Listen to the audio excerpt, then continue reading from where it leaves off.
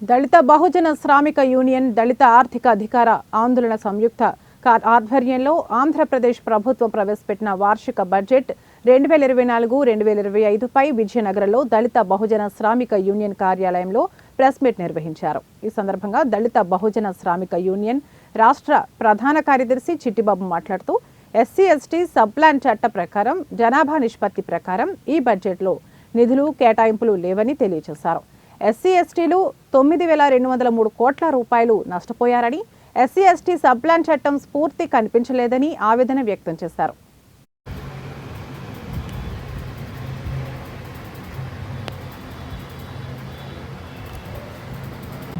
సరే, 25వ సంవత్సరానికి వార్షిక బడ్జెట్ను రిలీజ్ చేయడం మనం చూసాం.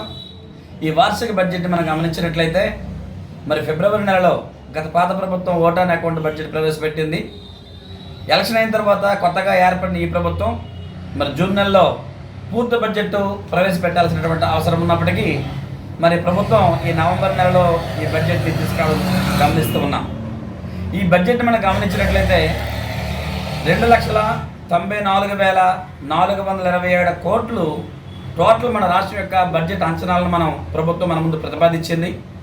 అందులో దళితులు కానీ, ఆదివాసీలు కానీ, బీసీలు కానీ, మైనార్టీస్ కానీ, వెనుకబడిన వాళ్ళు కానీ వారి అభివృద్ధికి సంబంధించినటువంటి డెవలప్మెంట్ ఎక్స్పెండిచర్ వాళ్ళు 162,476 కోట్లను మనకి ప్రతిపాదించారు. ఈ 162,476 కోట్లలో ఎస్సీ/ఎస్టీలకు సంబంధించినటువంటి సప్లైన్ చట్టం ఉంది. ఆ సప్లైన్ చట్టం ప్రకారము జనాభా నిష్పత్తి ప్రకారం నిధులు కేటాయించాలి. ఈ ఆంధ్రప్రదేశ్లో 16.4% ఉన్నటువంటి ఎస్సీలకి 26,646 కోట్లు కేటాయించాలి. కానీ ఈ బడ్జెట్లో 18,497 కోట్లు మాత్రమే